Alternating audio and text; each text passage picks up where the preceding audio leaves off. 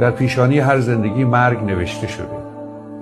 هر جور زندگی کنی آخرش مرگ قطعیه. حالا نوبتیه دیگه، یکی زودتر میمیره یکی دیرتر. میگه فردا چو از این دیر فنا در گذریم، با 7000 سالگان سر به سریم. 7000 سال پیش مرده، منی که امروز میمیرم با اون فرقی ندارم.